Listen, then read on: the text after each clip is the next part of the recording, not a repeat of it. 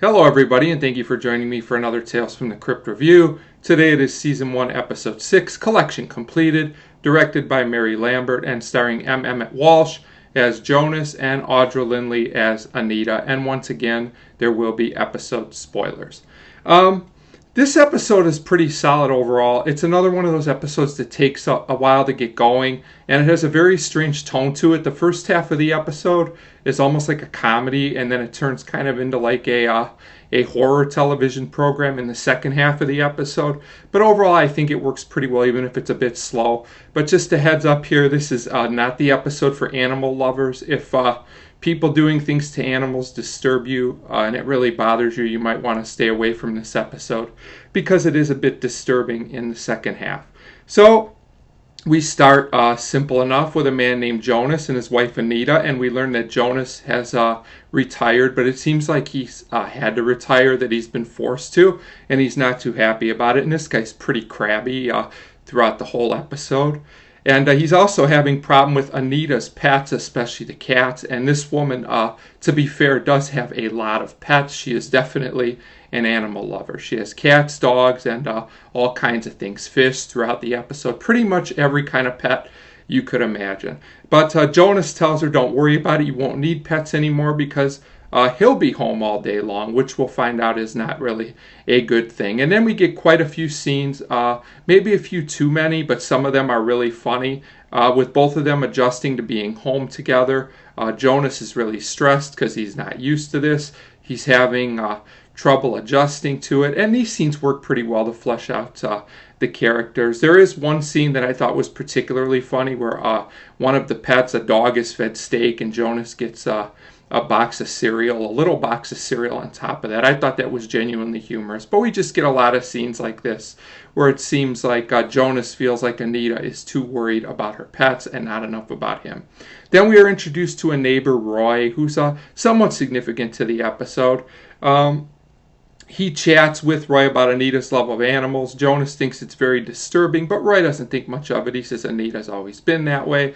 It's just Jonas was always at work, so I guess he didn't notice. But my question would be, wasn't he home at night? I don't think he worked 24 hours a day. But I guess it hits home more with him being home all the time. I did think that was a little strange, though. At this point, we're also introduced to a dog that's also named Jonas, and Anita says he was named that because the dog reminds her of her husband, who's also named Jonas. I thought that was kind of humorous and a little bit strange as well. So at this point, the episode starts to take a darker turn and kind of just changes just like that when basically a cat knocks Jonas's drink over, and Jonas falls and gets all muddy and wet, and basically everything that's been building up kind of boils over, and he basically snaps. And like I said, things get much darker from here. So all of a sudden we go to the next scene, and Jonas is in a much, much better mood. He's not crabby anymore. Anita wonders why, and Jonas says he found a hobby. And Anita starts talking to the neighbor, Roy. She says Jonas has been a lot happier, but she's wondering what's happened to the dog Jonas and some of the other animals. They've started to disappear.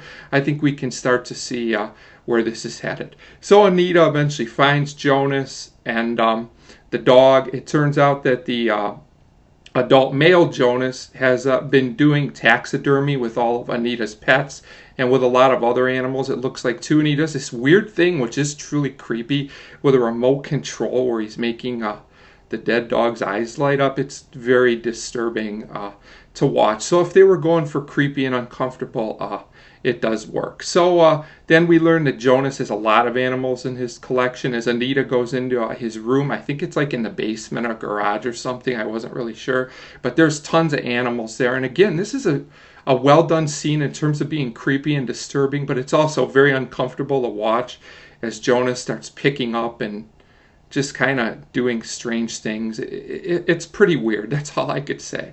So then we get basically the climax of the episode where Jonas threatens Anita's cat, one we've seen throughout the episode. And this makes Anita snap, and she basically does in Jonas. And we get a last scene where Roy, the neighbor, comes by, and Anita says all their problems are over between her and Jonas is sitting there. Dead, basically, with the cat on top of him. So things don't end well for Jonas, but I guess Anita and the cat will be okay. in the end. So like I said, this is a creepy and disturbing episode. I kind of have mixed feelings because it's also a little uncomfortable. The tone is just very strange in this episode, especially the way it shifts halfway through. It kind of works. Overall, I do think it's an effective episode for what it's trying to do. So I'm going to give Collection Completed a 3 out of 5. I do think if you can handle the animal scenes, that it is an episode worth watching at least once, and that most fans of Tales from the Crypt will like it. So a 3 out of 5 for Collection Completed, and as always, thank you very much for watching.